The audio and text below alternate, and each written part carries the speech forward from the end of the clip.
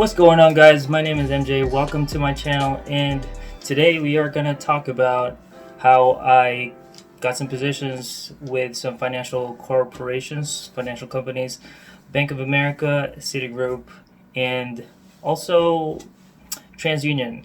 So if you guys are interested in getting to know more about stock trading and things like that, please consider subscribing and liking this video. It really helps my channel. Thank you so much. And without further ado, let's go to Bank of America.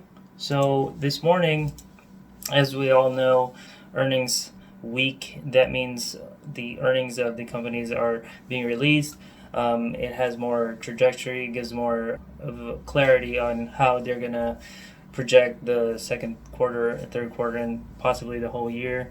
It's very variant right now because of what's going on, the pandemic, but rest assured, I basically want to solidify my positions on certain stocks that are continuously being used right now, regardless if there was a situation right now or not. With that being said, I took up some positions in the financial sector because I think from the research right here, I just want to show you guys the sector that got hit pretty hard last month are the financials, communication services, and real estate.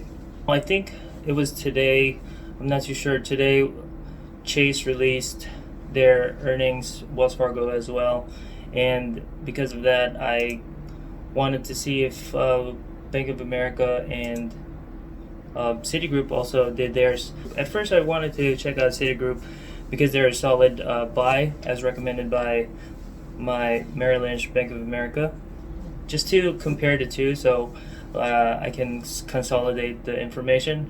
Let's go to the research. From the start, we got Citigroup opened at $47.66.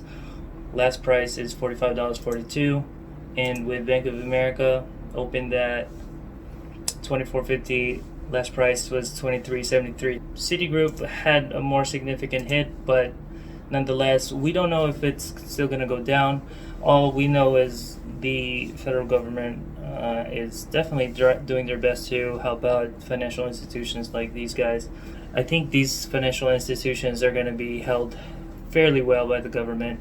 Looking at the Bank of America, I took into account that Bank of America's debt to capital is 62.44. Last year, they got equity of 10%. I don't really care too much about dividends as of this time because first things first, the business has to make money. Citigroup earnings. Okay, so equity of Citigroup is 9.9, almost 10. They're almost the same. And debt to capital is 70%. Dividends, I don't care too much about, but considerably Citigroup gives more dividends than Bank of America. So something to think about. Going forward to the fundamentals, we got Citigroup. Let's go to Bank of America. All right, so comparing Bank of America to Citigroup, they're both in the same industry. Let's just put it this way: they're both in the same industry. Going to Bank of America, the industry average long-term debt to equity average is 119, but they're doing pretty well, holding debt fairly well to their equity and debt assets. Normal average industry average is 16, and they're holding it at 18%. Not too bad. Very admirable. That just means that they can borrow and possibly manage well. So I take that in consideration. So going to the left side, profitability, this is where is all the meat and bones here. So operating margin, average industry is 25, so they're not too far, 32. Profit margin, they're making money while holding their debt. Not too bad. Dividends, I don't really care too much for this. But going to compare it with Citigroup now, average industry average is 119. Long-term debt and equity is 122. That means compared to Bank of America, they're a little over the debts, debt slash assets 23. They're a little over as well, more over than Bank of America. But Citigroup, where is it? Citigroup. There was a number here earlier. They're making money. They're making money. Just to, I hope you don't get puzzled by this. I've seen this earlier, and they're making money. Operating margin 23, averages 25. So that means that their daily operating costs, they're a little more manageable. 23. 32, they're a little more manageable than Bank of America. Profit margin 18. They're fairly stable. So compared to JP Morgan, I know JP Morgan was in the news today, and bad news, if I may add. I think these two are fairly in good standings. Therefore, I took some positions. I think $900, put $900 on Citigroup, and then $600 on Bank of America, just because they're double the price of Citigroup. So I took some positions on that, and Bank of America's average is around the high average highs are around the $30. So I can possibly make $7 per share easy on this in, I don't know, in about few months, maybe longer, to be frank. All right, so Citigroup, the average highs of Citigroup are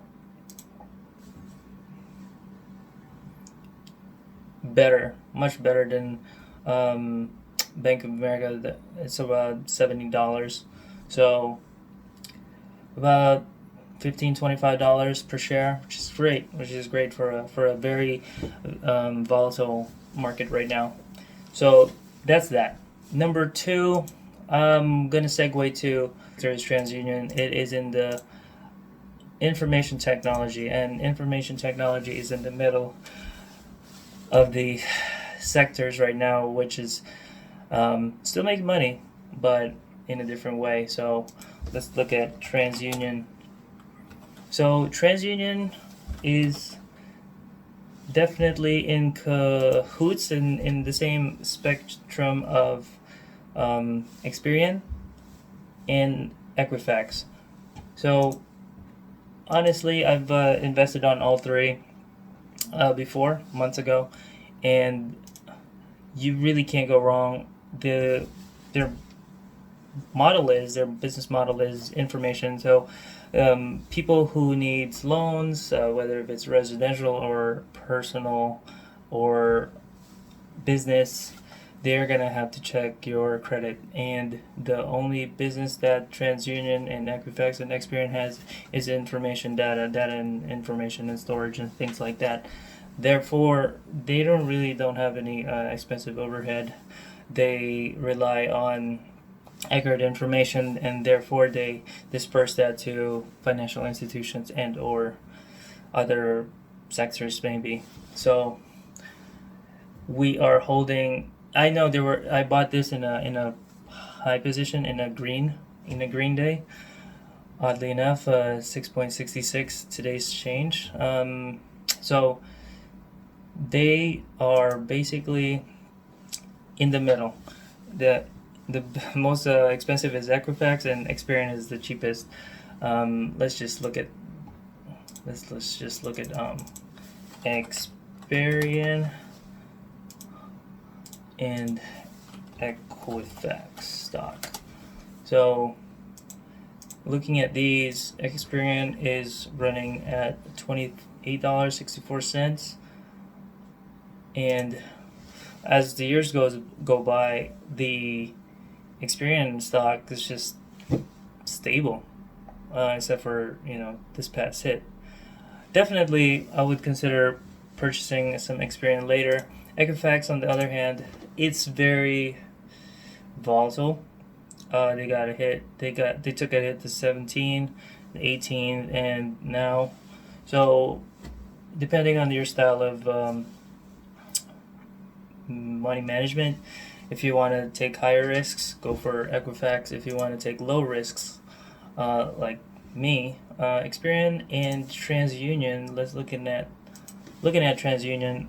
It's very 5 years. I always try to go for 5 years because it's a very good representation of the company as a whole. So they took a dip on 2018 like everybody did, and this time. So it's priced really well for a good bounce back. Coming to their earnings, they got equity of 17% and last year, and debt to capital of 62%. So fundamentals, their industry average is 115. They have 162%. Debt to assets is 52. Averages 31. So a point and a half in debt and assets. They have pretty big debts, perhaps big because of what's going on right now. But they got a gross profit margin of 53. That doesn't mean that that's all profit. That's gross. Operating margin 23. So they got some costs. So with companies that have high debt and high operating costs and low profit margins, it seems to be conclusive that the money that they borrow, they just put it back into the business.